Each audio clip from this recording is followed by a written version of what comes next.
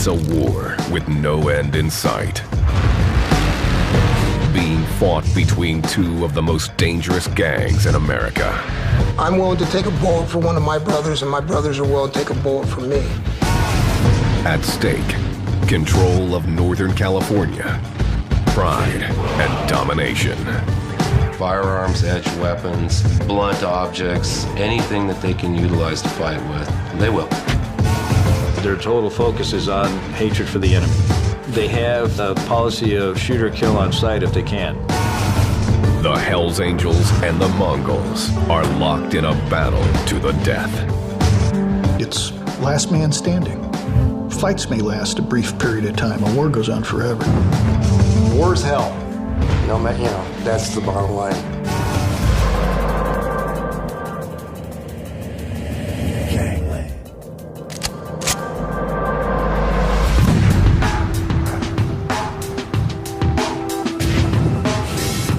San Francisco, California. The city by the bay was the site of the counterculture revolution of the 60s and is home to the Golden Gate Bridge. San Francisco is known for its kind of rough and tumble Barbary Coast past, and there's still a lot of that wildness, but it's also a big tourist city. Today, this ever-changing city has become something else. San Francisco is the latest front in a long-running battle between two of the most brutal outlaw biker gangs in the world. The willingness of each gang, the Hells Angels and the Mongols, to use violence for control is one of the things that characterizes those gangs as criminal street gangs. There's only one goal in this war. Kill each other. However often they can get the chance. Doesn't matter where it is. Doesn't matter if it's at Disneyland in the middle of summer with school out and 50 or 60 busloads of kids there.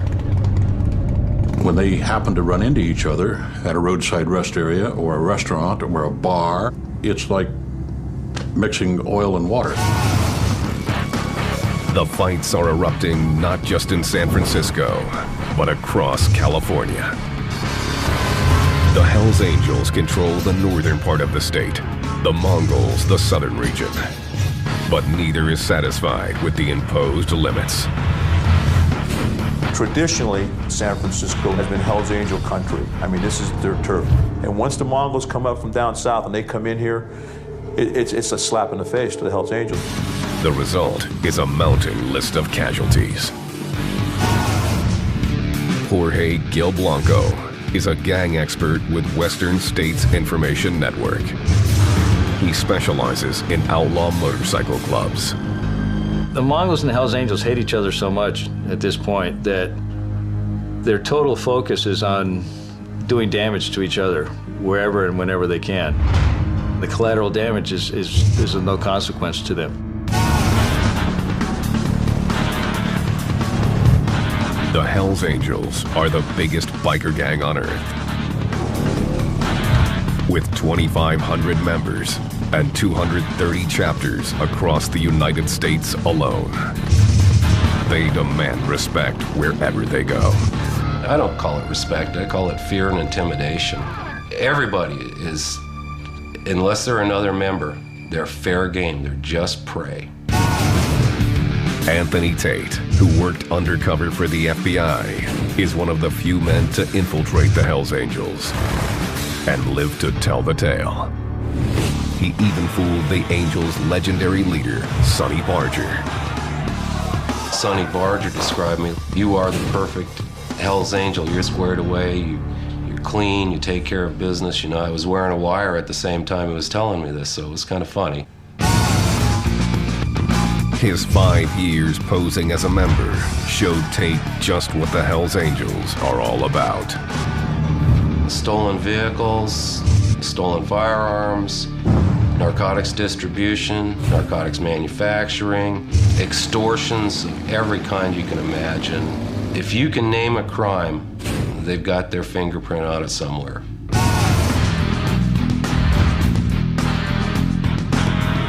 The Mongols are the Angels' biggest rival. and their cutthroat attitude makes them a dangerous enemy. To let you know that a Mongol will always win. A Mongol will always come out on top. You know, if I'm down, I'm gonna get up and keep coming at you until I can't do it anymore. The Mongols are smaller in number. With just 500 members and about 12 chapters in the U.S., they're outnumbered by 5 to 1 when compared to the Angels. I love to kick ass. I'll come at you with a smile, but I will fight you just because it's cloudy outside. You know what I mean? That's what I like to do. When a club is in a war, you're going to do whatever it takes to protect your family and your friends and your brothers. If you see each other in bars, you know, the shit's still on. Roger Penny is a veteran Mongol and the gang's former national president.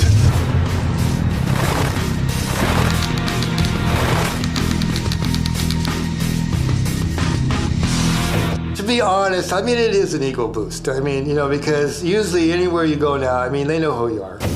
Penny joined the gang in 1972 and bears the scars of the war with the Angels. Put my life on the line for the club over and over again.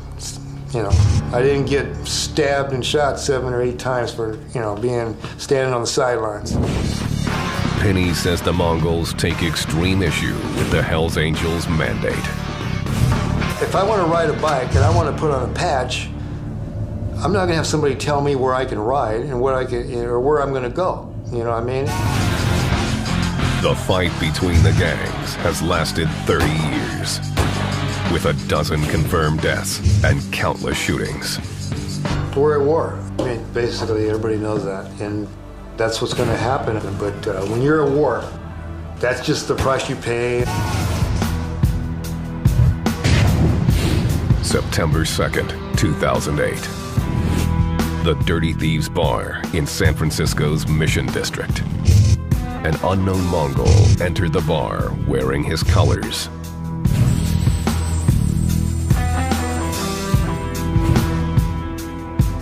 With the local Hells Angels clubhouse less than a mile away, he seemed to be looking for trouble. I don't know if he was in that bar that night to kind of test the waters of expanding the Mongols' territory in San Francisco, or if he was just there for a drink. 10:30 p.m. A group of Hells Angels arrived to take care of business. Taking care of business, it could be anything from killing somebody and burying them, or, you know, killing somebody and dumping their body. Mark Papa Guardado, the Angels' San Francisco chapter president, was among them. Papa had a reputation for brutality, and he wasn't about to put up with an enemy in the heart of Hells Angels territory. There was some sort of conflict between him and Mark Guardado, and they went out into the street. They had a little bit of a wrestling match. The Mongol stabbed Guardado 4 times, then pulled out a gun. Witnesses said that they saw the fight, they saw them kind of grapple. Suddenly, shots rang out. Mark Guardado was hit in the head and chest. He fell face down in the street. Witnesses were stunned as the Mongol fled the scene of the crime on his motorcycle. The fact that he rode off on a motorcycle definitely raised some suspicions that there might be a biker war brewing. The Angels' code demanded that they seek revenge. Everyone on both sides and the city itself knew what was coming. They're going to do whatever they want. It doesn't matter what society says or the law says. They got their rules. Nothing else matters. But once that first punch, or that first kick, or that first bullet goes flying, it's too late for talking. San Francisco. Residents call it simply the city. Tourists who flock here to see the Golden Gate Bridge, cable cars, and Chinatown call it Frisco.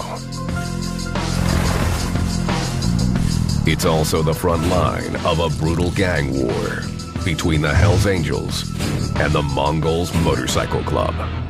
They hate each other, they won't do business with each other, they'll kill each other when they can. The two gangs are sworn enemies, but each started peacefully right here in California. They originally started, most of the clubs started as just to ride, to have the freedom of riding. The Hells Angels were founded in 1948 in San Bernardino, 400 miles south of San Francisco. The San Francisco chapter was formed 6 years later in 1954. Over the next 2 decades, the Hells Angels would build themselves into the most powerful motorcycle gang in the world. The Hells Angels view the world as kind of a them versus us proposition. You and I are citizens. We're not members of the Hells Angels.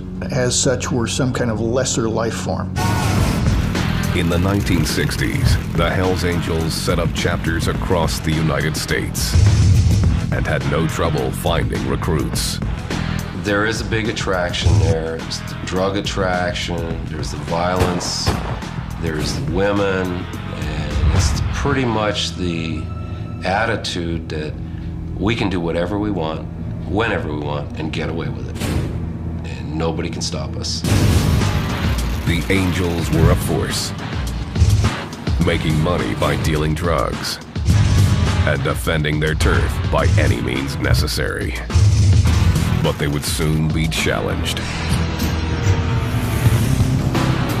In the 1970s, the Mongols Motorcycle Club roared to life in Montebello, California, taking its name from Genghis Khan's ancient warriors. It was a tight-knit group of ex-veterans and friends. They got together and they designed a patch, and they went from there. Roger Pinney joined the gang after a tour of duty in Vietnam.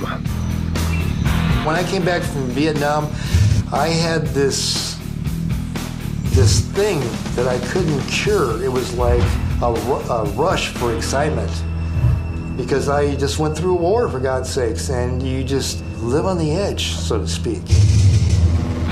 The open road, outlaw image, and partying drew him in. Riding with the Mongol horde made him stay. You can imagine being in this long, stretching highway with hundreds of bikes and the roar of engines, and everybody's with you. We're all the same group. We're all Mongols. By 1973, the former platoon leader, Pinney, had risen to the rank of Los Angeles chapter president.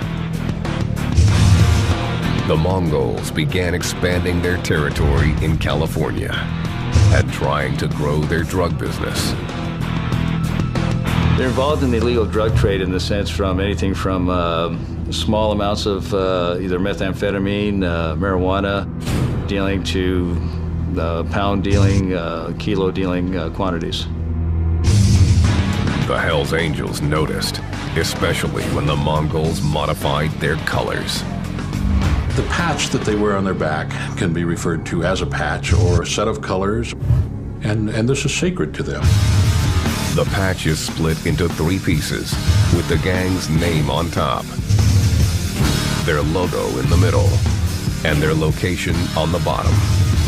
This bottom rocker marks their territory. For decades, the Hells Angels' bottom rocker had been California. The bottom rocker indicated it was their state, California. Any other club could be a city club, but not a state club.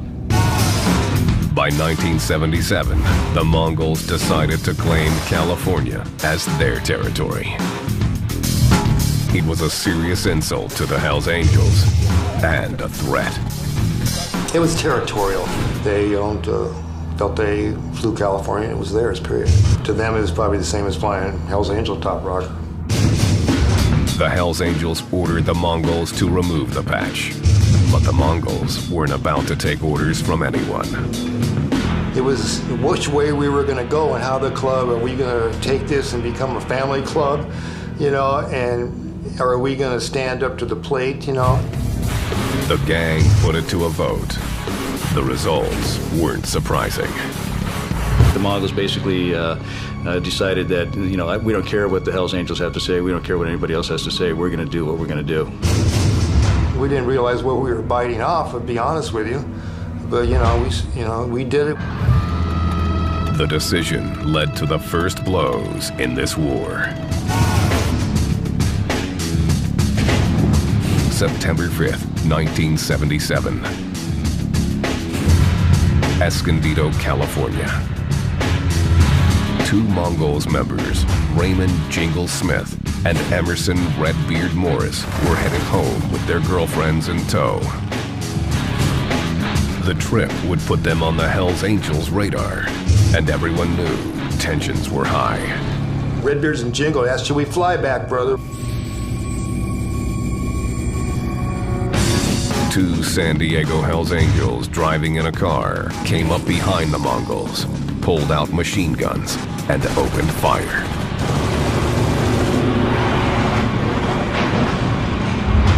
The Mongols were blown off their bikes. Both of these Mongols were killed. Both of the old ladies were shot up, one of them paralyzed, but both of the women survived. The shooting signaled the fight was on. When Redbeards and Jingles got blown off their bike, that's starting the war big time, you know, and that's where we knew the was on. The Hells Angels weren't done. During the funeral for Smith and Morris, a man arrived with a bouquet of red and white carnations, the Hells Angels colors. It was the ultimate insult. Then, the car used to deliver the flowers exploded, injuring 3 more Mongols. The gang was enraged and began plans to fight back. If you shoot one of our guys off his bike, we're gonna come at you with everything we have. There would be no backing down. I already lost one war. I wasn't gonna, I've had enough of that. A lot of us veterans said hell with it. The most deadly biker war in history had begun, and the 80s saw the bodies piling up. 81, a Mongol was killed. 82, 2 Mongols were killed. 88, there was another Hells Angel stabbed to death on the Queen Mary by a Mongol member at a bike show. By 1994, the bloody gang war had gone on for almost 2 decades, and there was no end in sight. The Mongols approached Hells Angels leader Sonny Barger, who decided enough was enough. Sonny made the call, say let's have a meeting and get this thing over with, because it's dragging out forever. The 2 gangs agreed to share California. The Hells Angels got the northern half, the Mongols the southern. But the truce was short-lived. By 2000, the Mongols decided to start a chapter in Northern California. We wanted to start a chapter of the Mongols in San Jose, California. The Hells Angels were claiming the Northern California as all theirs. According to them, that was their territory. We were to stay out of it. The Angels saw it as an act of aggression. The war was back on, full force.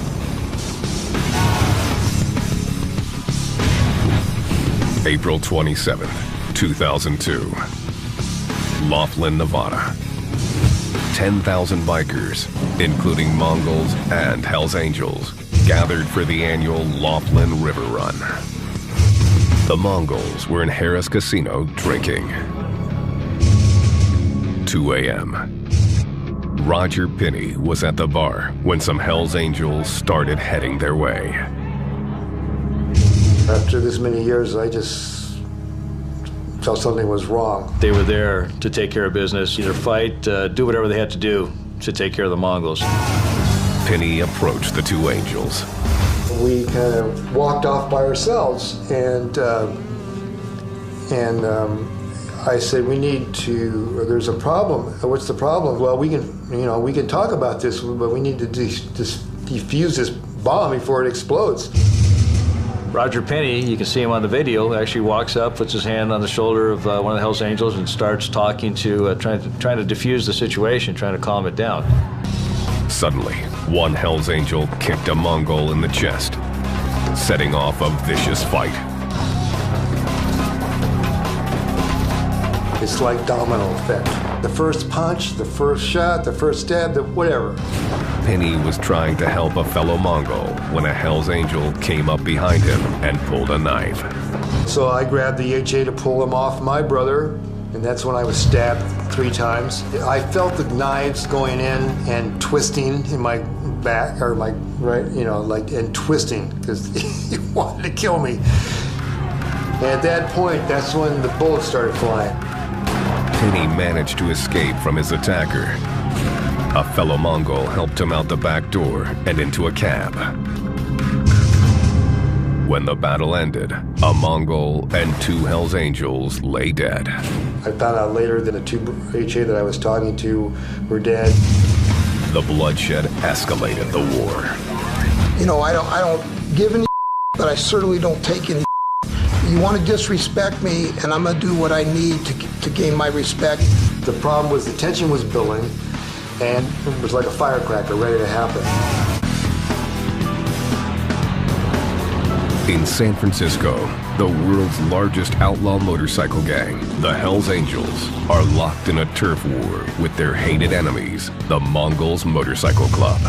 Over the years, you got one guy getting killed, 2 or 3 months later, a couple other guys die mysteriously or in a car accident, or however, they're still just taking care of business with each other. The Hells Angels mark their territory with their colors, red and white. Businesses owned by the Angels follow suit. Officer Joe Smith of the San Francisco Gang Task Force asked to have his identity concealed. He describes how the Hells Angels use other symbols to show their dominance. The Hells Angels are big on the San Francisco area code, which is 415. I think that this is kind of a, for lack of a better way of describing it, a Hells Angel town.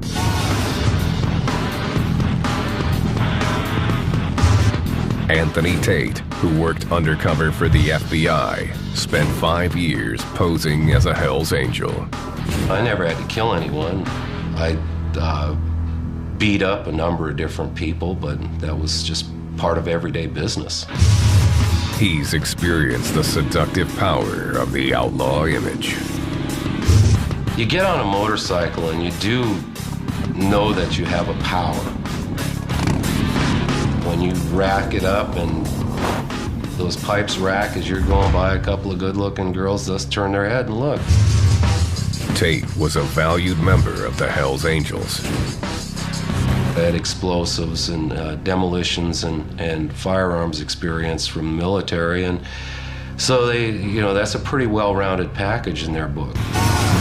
Tate eventually became the gang's sergeant of arms, responsible for enforcing their will. Sergeant of arms does exactly that. You tune up the person that needed to be tuned up. It's just the way it is. And hopefully that person survives through that conversation. The Mongols operate the same way. I'm what they call a club enforcer.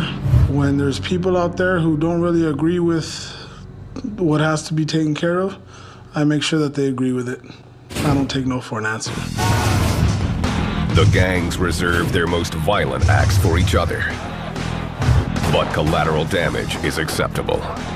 The war between the 2 gangs, the Mongols and the Angels, you're there, you're standing 100 feet away, and a bullet just happens to come along and smack you right in the forehead. You're dead. Doesn't matter if you were standing right in the middle.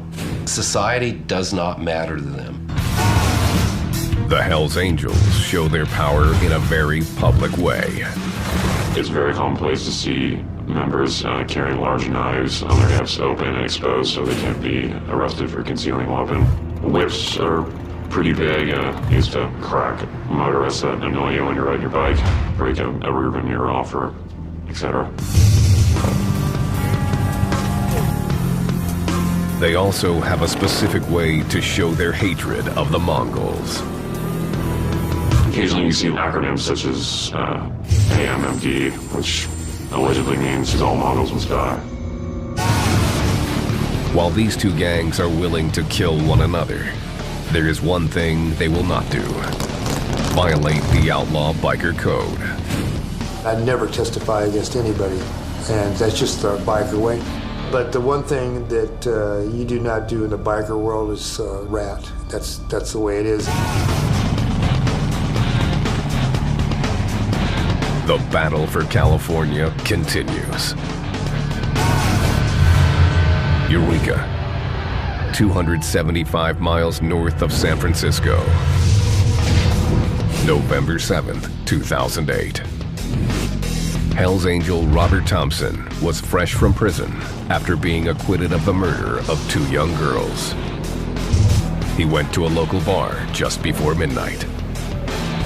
My understanding is that he was there to basically show the colors, try to make some inroads in Eureka for the Hells Angels, because it's kind of uncharted territory. There's nobody that really controls that particular area at this point. A group of Mongols ambushed Thompson, shooting him and leaving him for dead. He barely lived. When the suspects were taken into custody, their tattoos told the story. We have a kind of a mantra that respect few, fear none. The respect few, fear none tattoo is worn only by Mongols who've committed violence against the Hells Angels. Mongols flaunt their ink like war paint. Well, the MFFM that I have right here on my chin, it's Mongols Forever, Forever Mongols. Well, when I first started, I got these on my face, and a lot of people were looking at me and saying, hey, well, what do you got that genie for, you know? So I put the Mongols over so that they know. I'm proud of my club, so I want everybody to know about it. The Mongols reward their toughest members with their highest honor. The Black Heart is given out to a brother that was wounded in the line of duty, basically, or trying to help somebody, or whatever the case. Roger Pinney has 4 Black Hearts.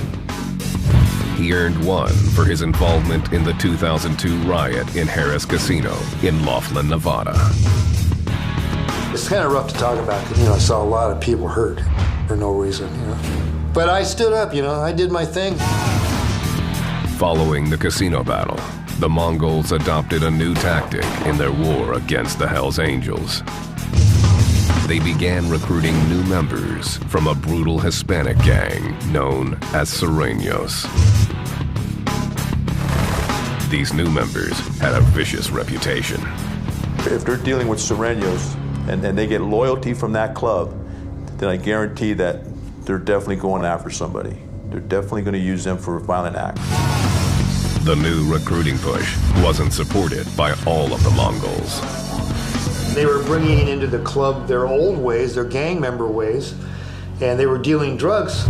They've taken a lot of people in without doing a good background. They've taken a lot of these wannabes that didn't even have motorcycles into their clubs, just so they could get their volume up and their numbers up. The decision made the Mongols stronger. It also made the gang more volatile and dangerous. The Mongols are more of a loose cannon than the Hells Angels would be. The younger guys are the ones that are probably going to be quicker to react. We were a different club after Laughlin. We were a lot harder. We had to be. So when the came down, we were much more prepared, shall we say.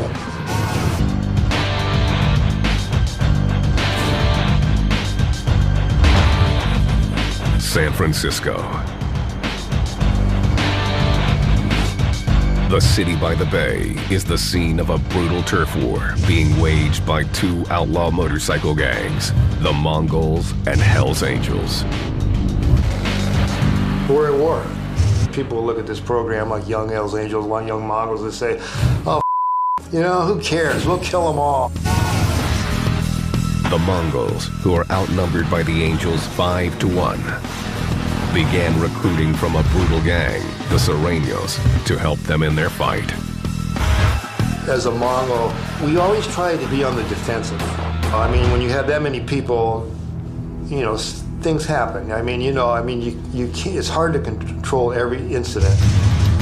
Since then, the Mongols have begun to expand their reach into Angels territory. The minute the Mongols come into San Francisco, they'll be detected because the communication system is very good in San Francisco, and if they're floating through, they're definitely where they're not supposed to be.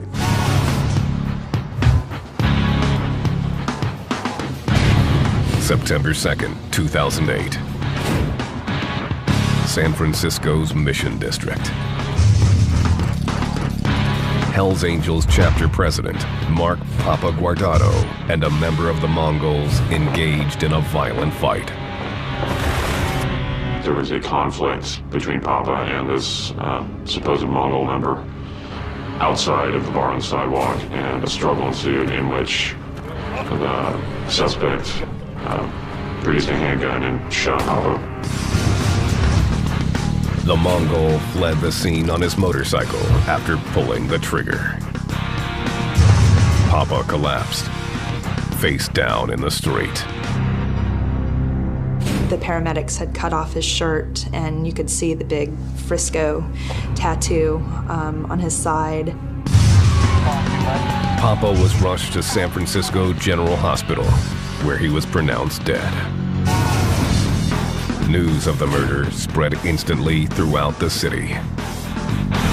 This is no ordinary murder. This could be big trouble for the city and for the mission. Everyone was pretty worried that it would mean a big war in San Francisco between the Mongols and the Hell's Angels. Papa was a popular, respected angel, and his death left the gang burning for payback. The Hell's Angels revered him, revered Mark Guardado. He's not afraid to take on the police or take on anybody, including the Mongols or any of their rivals. September 15th. The Hell's Angels laid Papa to rest in the San Francisco suburb of Daly City. The rumbles of more than 2,000 bikes could be heard for miles as the Angels rolled into town to pay their respects. When the actual procession started, it was not as loud as anything I've heard on the street before. I mean, the ground really did shake a little bit as the procession went by. It was fitting tribute. All day, people came roaring up on their Harleys, motorcycle clubs from all over the country and even overseas. It was the biggest funeral Daly City had ever seen, and everyone kind of wondered, is violence going to break out? Vengeance was in the air. That was a club chapter president of an internationally recognized city. And this is some Mongol that's in his town, and he gets killed by him. They've got a safe face, so it's going to get a lot worse. The Hell's Angels would retaliate. They had eyes everywhere, and they could spot a Mongol and make the necessary phone calls to round up their troops. The San Francisco PD released the identity of the suspect they believed to be responsible for the murder, Christopher Ablett. That he was a Mongol was no surprise to the Angels.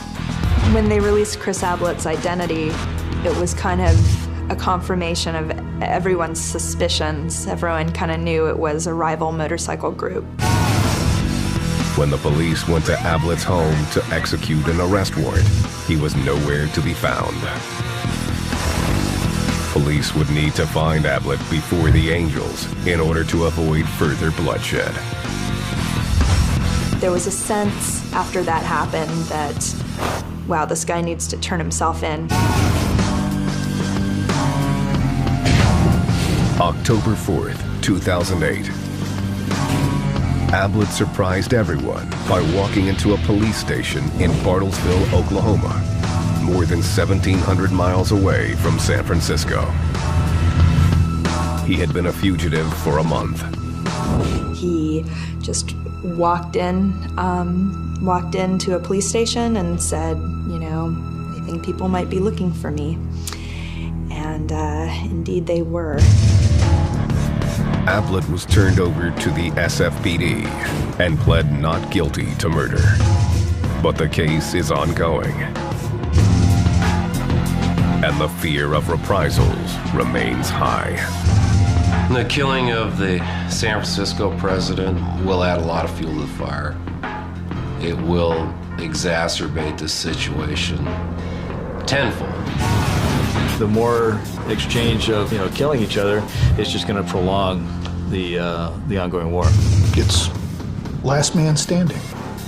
A popular misconception is that wars only last a brief period of time. Fights may last a brief period of time. A war goes on forever.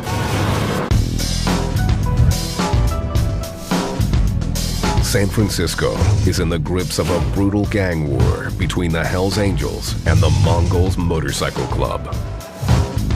The killing of local chapter president Mark Papa Guardado has put the city on edge.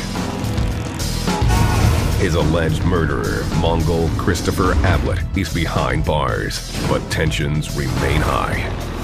Well, we've now had violence between the Hells Angels the full length and breadth of this state.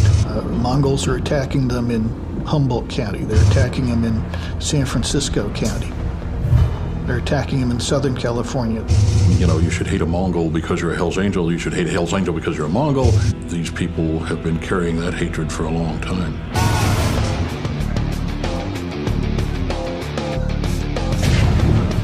December 20th, 2008. Las Vegas, Nevada. The Special Memory Wedding Chapel. Members of the Mongols and Hells Angels unexpectedly ran into one another. One of the prospects from the Hells Angels was getting married. So you had numerous members of the Hells Angels present. And you have the wedding that's scheduled right after it, perchance, is a Mongol. The Hells Angels and the Mongols spotted each other, and a fight immediately erupted. The end result is 2 Mongols are stabbed and beat, and one of the other Mongols is severely beaten. The Las Vegas police are still investigating, but say the battle shows that the Mongols and the Hells Angels are willing to go to war anytime, anywhere. As the two clubs come into more direct, more frequent contact, there's certain to be more violence. Anytime there's violence, there's a risk for innocent civilians being killed. And I expect that's what's going to happen. Adding to this war is the presence of the ultra-violent Sureños gang members who joined the Mongols. These new recruits are known for their brutal acts against rival gangs. The Mongols wanted to recruit the street gangsters to increase the numbers, knowing that the street gangsters are not afraid to commit acts of violence. The vicious tendencies of the Mongols' new members could escalate the war with the Angels even further. If they work with another gang, I'm sure they got also ulterior motives to be working with that gang. And if they're tied up with the Mongols, I guarantee they will do any violent act necessary to achieve their goals. The potential for serious violence has drawn major attention from law enforcement. So far, the Mongols have felt the heat much more severely. In 2008, the Bureau of Alcohol, Tobacco, and Firearms arrested 61 Mongols and charged them with methamphetamine distribution and assaults on rival gang members. The raid revealed a 3-year-long undercover racketeering investigation. Several other Mongols were arrested here in California and Nevada. Large amount of cash was seized, weapons were seized, over 50 motorcycles seized. The news only got worse for the Mongols when a federal judge granted an injunction against the gang. If a member of the Mongols wears his patch in public, law enforcement are allowed to seize his vest. It's a major blow to this fierce motorcycle club. We're going to kill ourselves off. We're going to kill the clubs off. Right now, they got indictments. The Mongols can't fly their patches. Well, you don't think that's going to stop with us? If they get this through, they're going to go against all the clubs, and we're going to wind up destroying everything. That's a big thing because the colors is what they live for. That's their identity. That's who they are. And they're not going to be so intimidating walking around with a Mongol's belt buckle as opposed to a Mongol's patch. The authorities are also targeting the Angels. Anthony Tate left his FBI undercover assignment inside the gang and has testified against them. One of the things I believe in is a swift and speedy justice. It really frustrated me that these guys that had committed all these murders and done all these terrible things were not in prison. They were just out doing their thing, hadn't been caught yet. Tate's testimony against high-level Hells Angels members set off a barrage of indictments. The evidence that we had taken, hundreds of firearms, pounds and pounds of narcotics, pounds and pounds of explosives from members all over the United States. The situation has been a major blow to the Angels.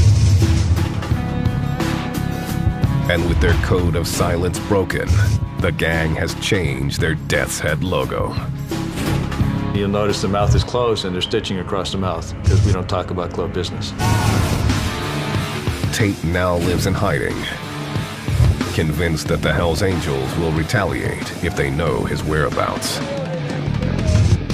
They would do it. They would do it if there was an opportunity. As far as continuing to look for me, they do on occasion.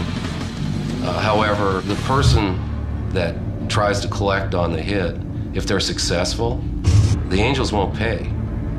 They won't pay. They'll just cap him when he comes to collect his money. Roger Pinney is on probation for his involvement with the Laughlin incident and is no longer permitted to associate with members of the Mongols. He says he regrets that the war even got started. And they're all the same when it comes right down to it. You know, that's why it's so stupid. You know, we all love motorcycles, we all love to ride, we all love to party, and we love brotherhood. You know what I mean? That's what it's all about. Unfortunately, someone steps on somebody's toes and then everybody wants to kill each other. The new generation of members are hungry for power and are not interested in stopping the battle. Most of the younger members have no clue as to what started the war. I don't think they know as to why they're really fighting each other, and that's what's expected of them. They're expected to hate the enemy. I will give my life for this club. You know, don't get it twisted. Anybody out there watching this, if I can die so the club name can move on, I'll do that. The war is in the DNA of both gangs and shows no signs of slowing down. There's going to be wars. As long as there are colors, as long as there's patches, as long as there's that who has to be alpha dog, there's going to be wars. I wouldn't know how to use the proper adjectives to describe it. How much hate can you have? I mean, is this like Arab-Israeli? You know? I don't know if there's any into it, but do we really want to go on, you know, killing each other? Because it's not going to end. It never is going to end. War's hell. No, you know, that's the bottom line.